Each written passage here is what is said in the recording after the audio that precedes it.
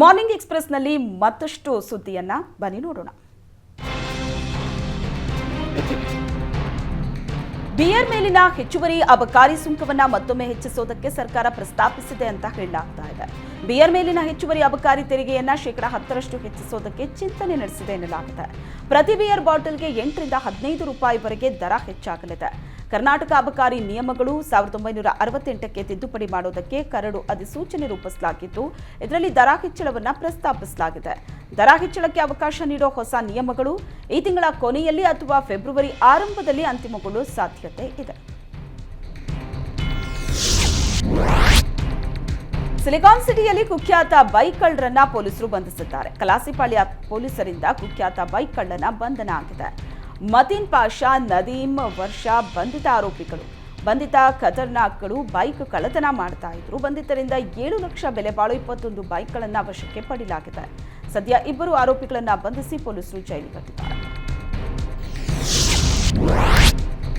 ರಾಜ್ಯದ ಎಸ್ಕಾಂ, ಬೆಸ್ಕಾಂ, ಮೆಸ್ಕಾಂ, ಜೆಸ್ಕಾಂ ಇಲಾಖೆಗಳು ವಿದ್ಯುತ್ ದರ ಪರಿಷ್ಕರಣೆ ಪ್ರಸ್ತಾಪ ಮಾಡಿವೆ. ಪ್ರತಿ ಯೂನಿಟ್ಗೆ 40 ರಿಂದ 60 ಪೈಸೆವರೆಗೆ ವಿದ್ಯುತ್ ದರ ಹೆಚ್ಚಳಕ್ಕೆ ಪ್ರಸ್ತಾಪಿಸಿದೆ.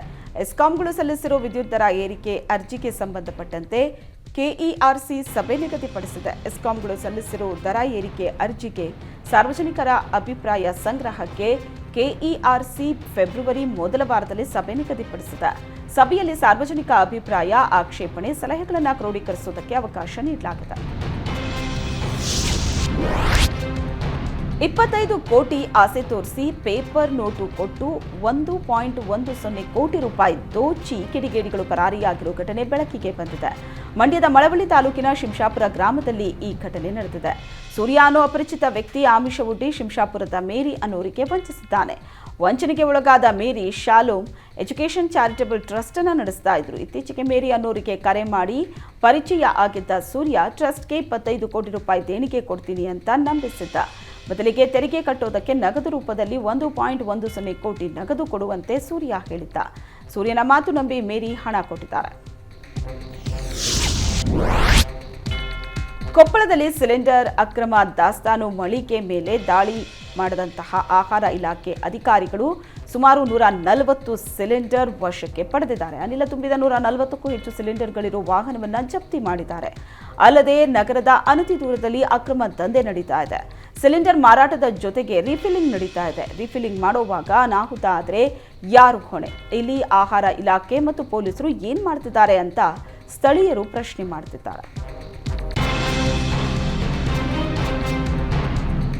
ಕಲಬುರಗಿ ನಗರದ ಕೋಟನೂರು ಬಳಿ ಡಾಕ್ಟರ್ ಬಿಆರ್ ಅಂಬೇಡ್ಕರ್ ಅವರ ಪ್ರತಿಮೆಗೆ ಕಿಡಿಗೇಡಿಗಳು ಅಪಮಾನ ಮಾಡಿದ್ದನ್ನು ಖಂಡಿಸಿ ದಲಿತ ಸಂಘಟನೆಗಳು ಪ್ರತಿಭಟನೆ ನಡೆಸಿವೆ.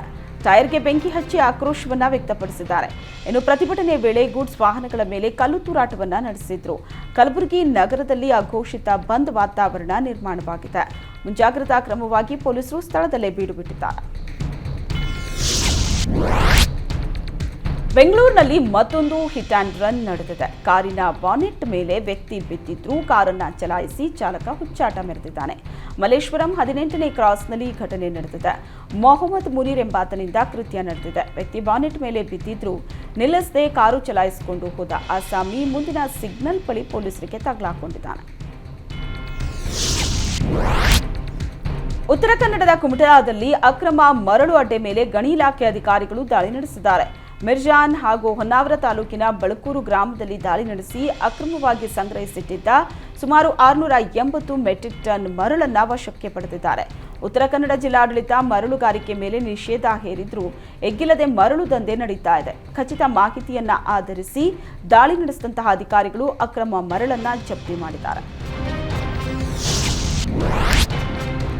ಲೋಕಸಭಾ ಚುನಾವಣೆಗೆ ಇನ್ನೇನು 3 ತಿಂಗಳು ಬಾಕಿ ಇದೆ. ದೇಶದಾದ್ಯಂತ ರಾಜಕೀಯ ಪಕ್ಷಗಳು ಲೋಕ ಸಮರಕ್ಕೆ ತಾಲೀಮು ನಡೆಸ್ತಾ ಇದೆ. ಇದೇ ವೇಳೆ ಕೇಂದ್ರ ಚುನಾವಣಾ ಆಯೋಗ ತಾತ್ಕಾಲಿಕ ದಿನಾಂಕವನ್ನು ಪ್ರಕಟಿಸಿದೆ.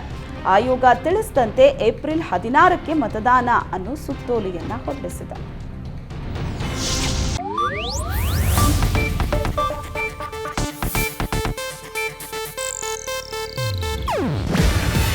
ಇದು ಏಷ್ಯಾನೆಟ್ ನ್ಯೂಸ್ ನೆಟ್ವರ್ಕ್ ಪ್ರಸ್ತುತಿ. ನೀವು ನೋಡ್ತಿದ್ದೀರಾ ಏಷ್ಯಾನೆಟ್ ಸುವರ್ಣ ನ್ಯೂಸ್.